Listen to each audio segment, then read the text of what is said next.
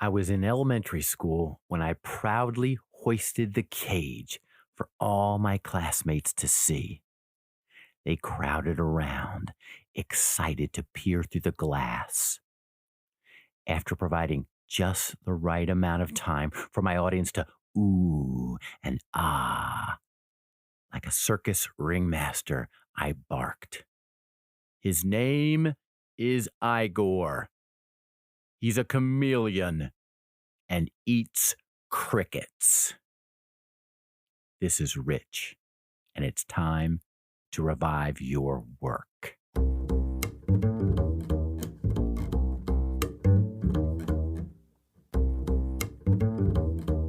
When I took my chameleon into class, I was taking part of one of the greatest community events of all time, show and tell. Why is show and tell such a popular and engaging experience? Because it aligns with our human nature. Show me and then tell me. Visual example first, verbal explanation second. There's no better way to gain and retain attention. Our present day adult workplace could learn a lesson from show and tell. All too frequently, we get this process backwards. We've heard it right all along. Actions speak louder than words. For some reason, when we become adults, we lose faith in this tried and true process. We totally reverse the concept. We end up working in companies that believe in a different model called tell and show. I'll tell you first, then maybe, if I have time, I'll show you later. Or sadly, and more often, we experience the philosophy of tell, tell, and more tell, with no action to back it up. We talk a lot about culture on this podcast because of its impact on people and business success. Think about how we learn to function and operate within culture, right? Whether it's our family of origin, our community, playing on sports teams, or being part of our educational system. Observation. See, I was never handed a standard operating procedure as a child. Never given one to read and study. I learned how to be a Schlentz by watching and then modeling. Leadership guru Peter Drucker, as he's talking about business, says, culture eats strategy for breakfast. Developing a healthy, engaged, and effective business culture is more about what we show and less about what we tell.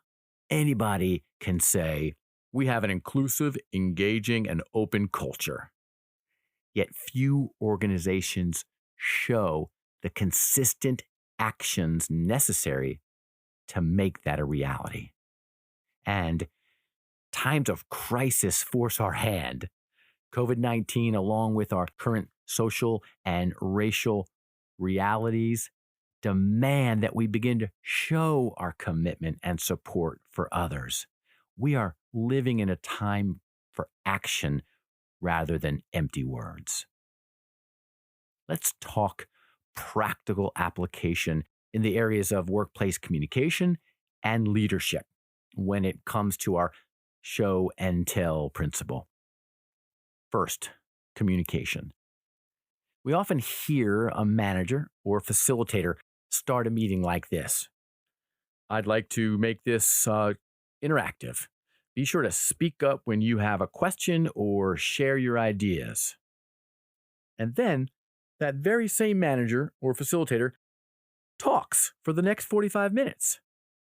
Instead of saying, this will be interactive, make it interactive from the start. Start by asking an intriguing question. Start by getting people in small groups to work on solution finding. Start by asking for feedback. You see, doing something that represents what you want is more powerful than saying what you want. Make sense? Second, leadership. Leaders often default to telling their direct reports what to do and how to behave without first showing them what that looks like. It's called modeling. Nowadays, a lot of companies are supporting this idea of work life balance. And a leader within the organization might proclaim something that sounds like, hey, we believe in work life balance and really want you to support it and embrace it. Yet that very same leader is in the office 12 hours a day. That very same leader sends emails and expects a response at 11 p.m. You might talk about work life balance as part of an HR initiative, and based on what you show, people really don't believe in it. Another example would be the statement that we commonly hear: our people are our most valuable asset. Really? Now, those are powerful words, but how do we know that those words are backed up with belief? How do we know that that is accurate? You see, in the workplace, if something or someone is important, there's clear evidence. That thing or that person gets time and resources. No time or resources allotted to the people asset that you claim is so important means you're lying.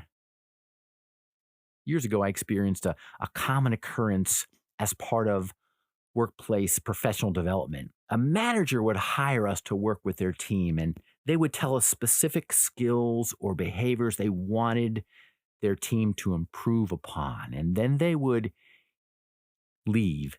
They'd go back to their busy, important schedules and have us work with their team.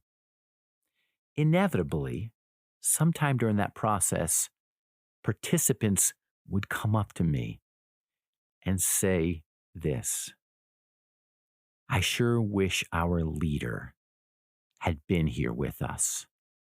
And I would look at them perplexed, like, why? Why do you say that?